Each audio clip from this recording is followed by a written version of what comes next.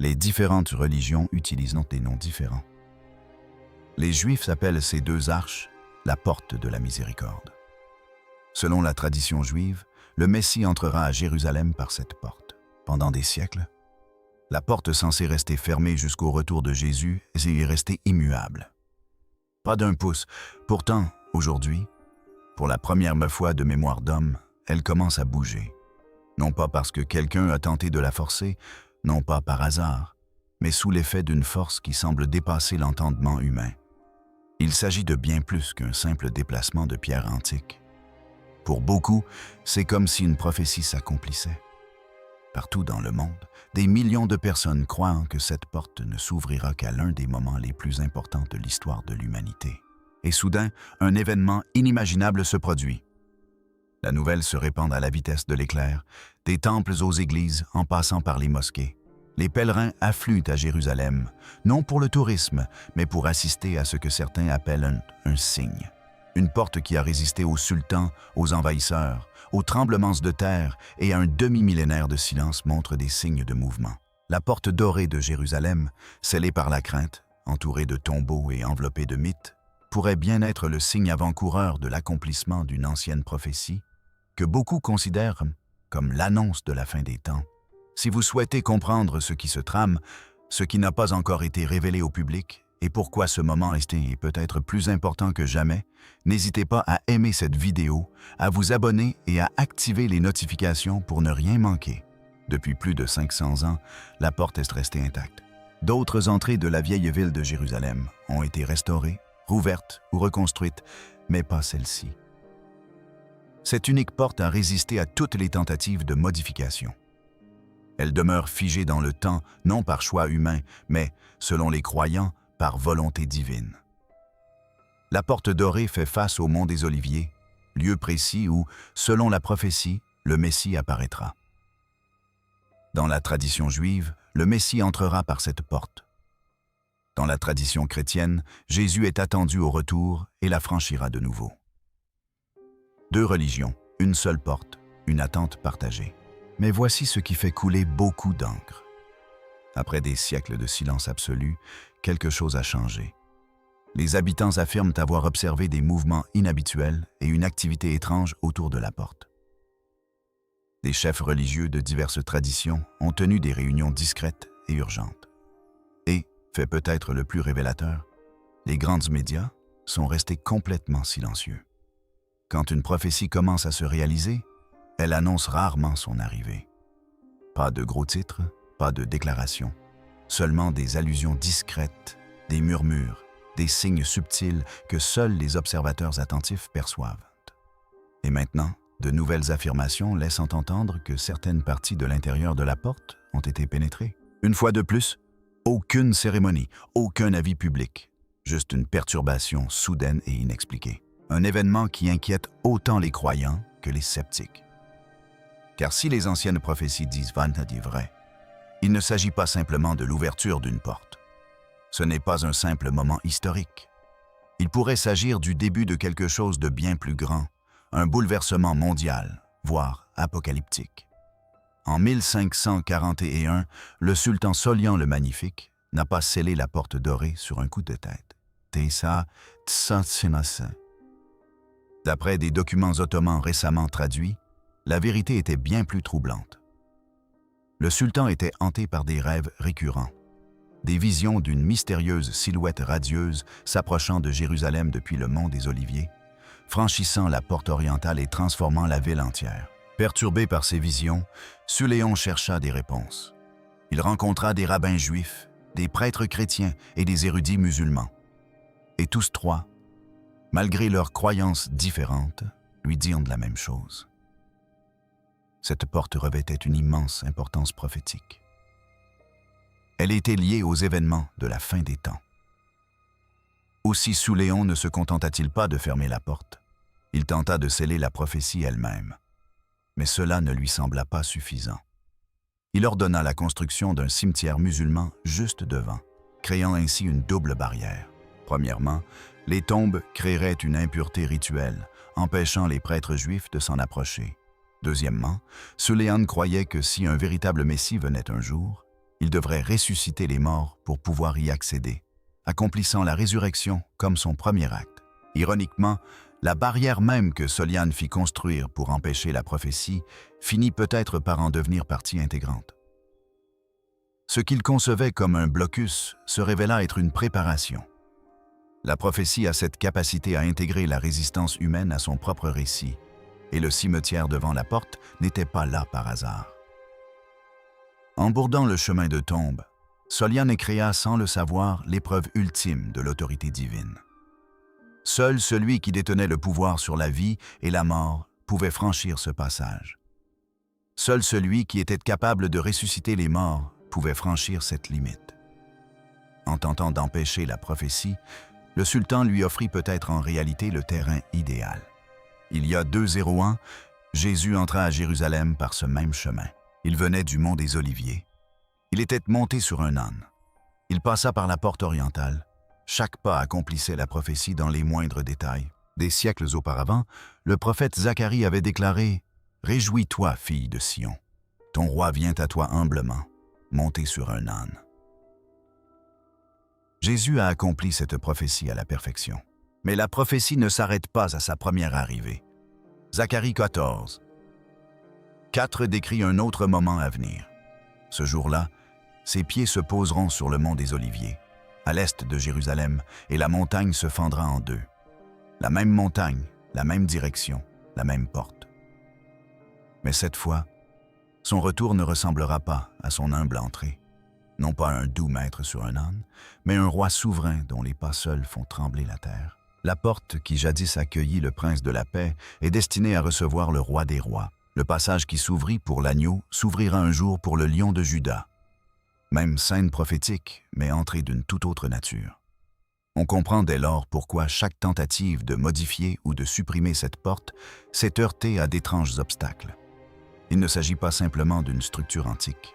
C'est le point d'entrée choisi pour le moment le plus important que le monde connaîtra jamais.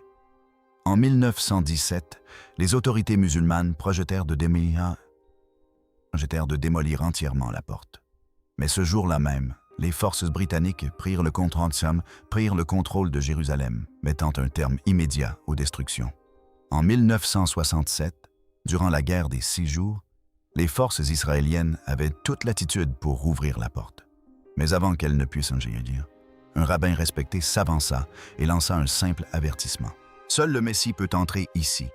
Le projet fut immédiatement abandonné. En 1993, les négociateurs de paix s'apprêtaient à ouvrir la porte dorée en signe d'unité symbolique. Mais la veille de la cérémonie, un événement étrange se produisit. Les dirigeants israéliens et palestiniens rapportèrent avoir fait le même rêve. Une silhouette se tenait devant la porte, secouant la tête et disant « Pas encore, pas par vos mains ».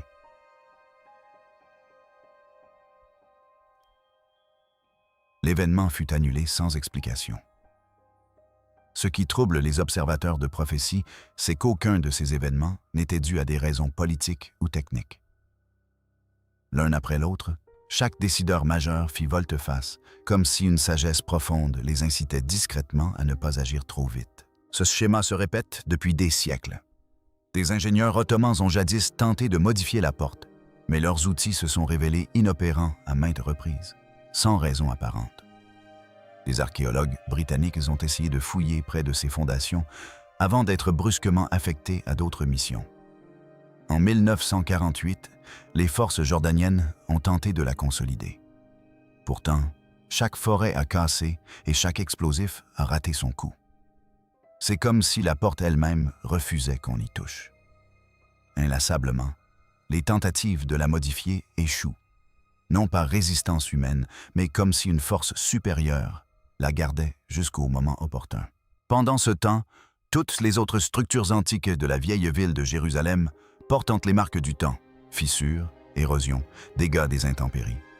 Mais la porte dorée, selon les tailleurs de pierre, reste inexplicable. Elle semble presque intacte, comme si le temps s'écoulait différemment autour de ce passage prophétique.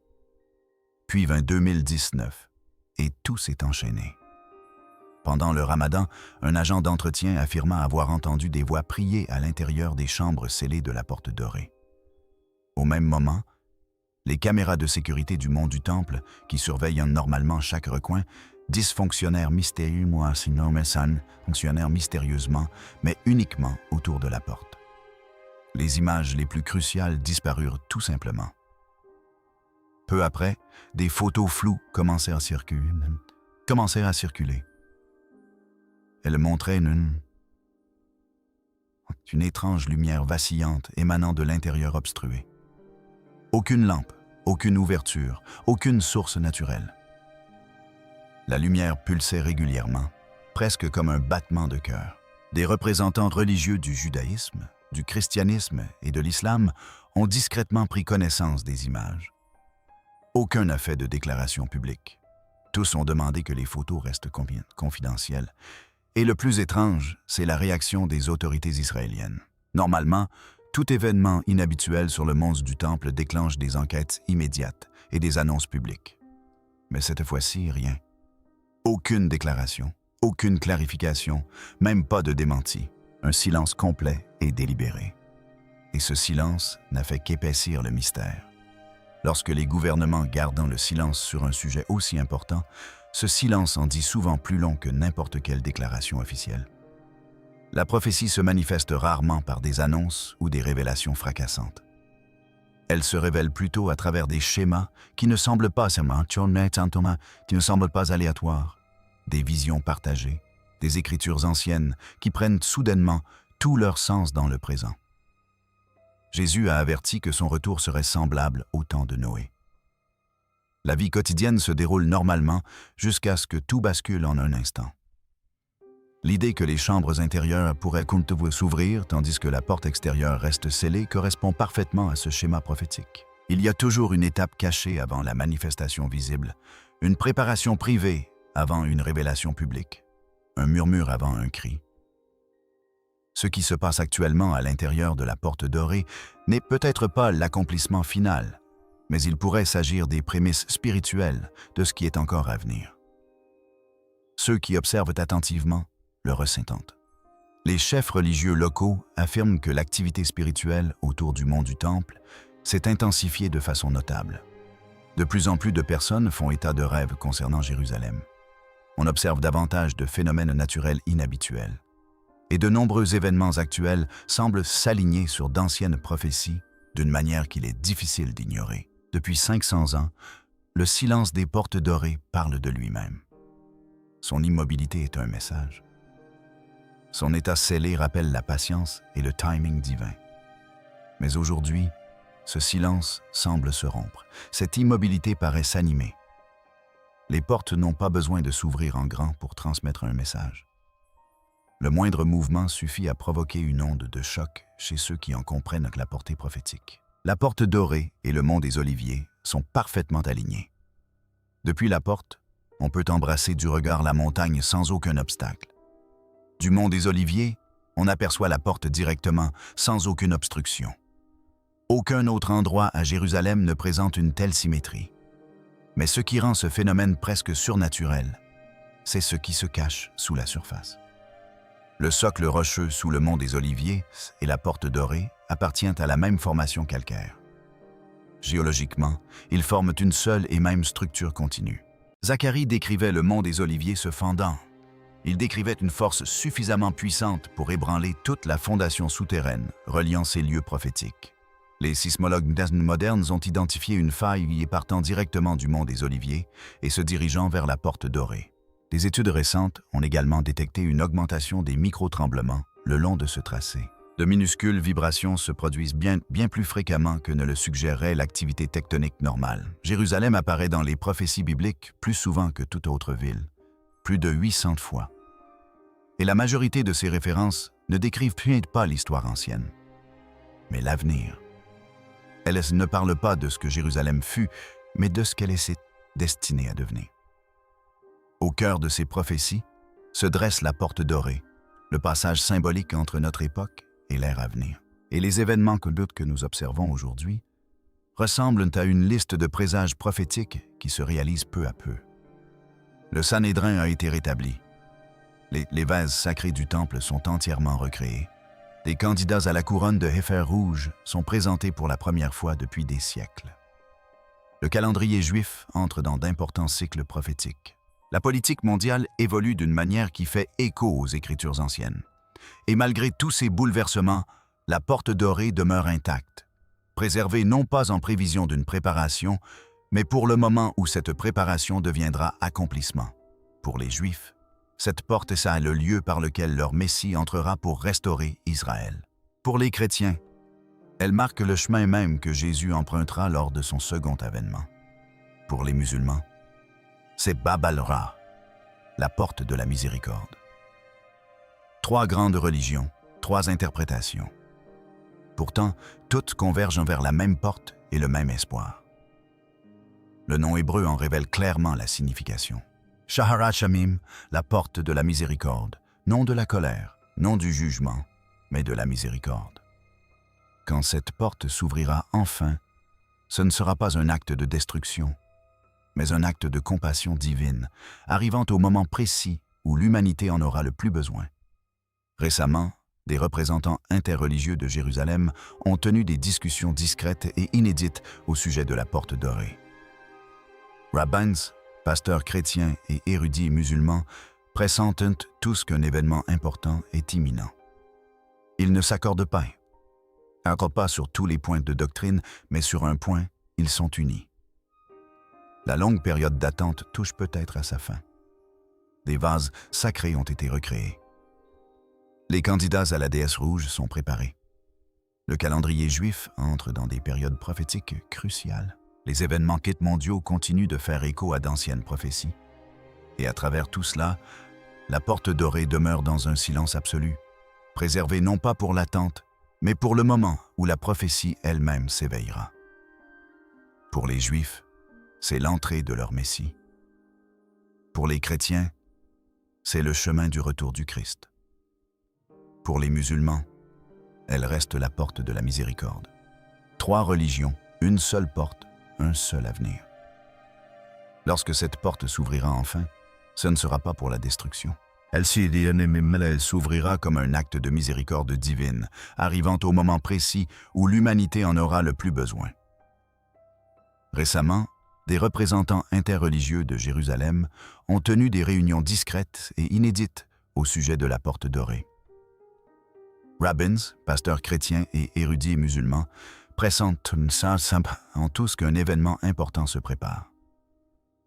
Leurs croyances peuvent différer, mais ils s'accordent sur un point. La longue période d'attente touche peut-être à sa fin.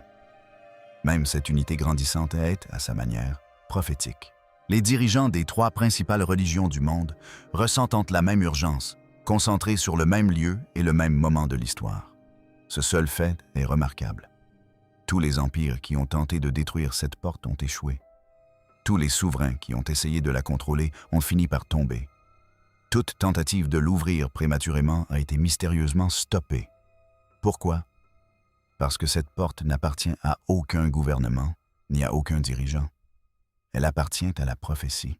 Depuis près de 2000 ans, la porte dorée symbolise une attente patiente, nous rappelant que le temps de Dieu est immuable.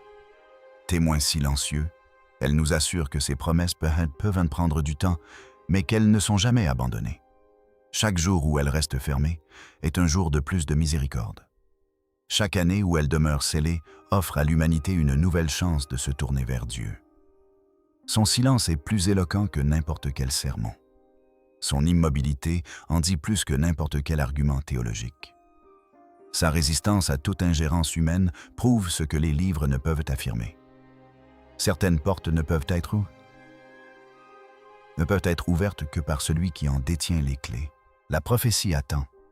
La prophétie est exacte. Rien ne peut l'arrêter. Ce que Dieu déclare, il l'accomplit. Jamais selon le calendrier humain, mais toujours au moment divin. Et ce moment c'était parfait. À présent, la porte scellée depuis des siècles semble s'agiter.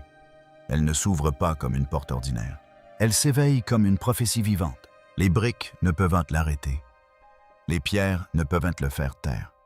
Et les tombes ne peuvent empêcher ce qui a été ordonné bien avant leur construction. Quand Dieu décide d'un événement, la création elle-même se plie pour lui faire place. L'activité sismique s'intensifie le long de la faille prophétique. La politique mondiale évolue selon des schémas que les Écritures ont décrits depuis longtemps. Les événements mondiaux font l'écho aux avertissements de Jésus concernant la fin des temps. L'activité spirituelle autour du mont du Temple s'intensifie. Et au milieu de tout cela se dresse la porte dorée, qui montre ses premiers signes d'activité depuis 500 ans. Quelque chose s'agite dans le domaine spirituel autour de ce seuil ancestral. Le même esprit qui, il y a des millénaires, inspira les prophètes à écrire sur cette porte, est à l'œuvre aujourd'hui encore. La même puissance divine qui la protégea à travers les guerres, les empires et les siècles, la prépare à sa vocation ultime. Les pierres commencent à bouger. Les sceaux se tendent. Le long silence se brise. Après un demi-millénaire, la porte dorée de Jérusalem s'éveille de son sommeil prophétique. Et lorsqu'elle s'ouvrira complètement, lorsque celui qui détient les clés la franchira, tout changera à jamais. Cette porte est restée scellée pendant 5 siècles. Non pour empêcher le Messie d'entrer, mais pour préserver le moment de sa venue. Son scellement n'a jamais été un obstacle. Il a été une préparation protégée à travers les générations. Elle a attendu le moment précis où son retour bouleversera le monde. Le compte à rebours n'est pas inscrit dans un calendrier. C'est écrit dans la pierre.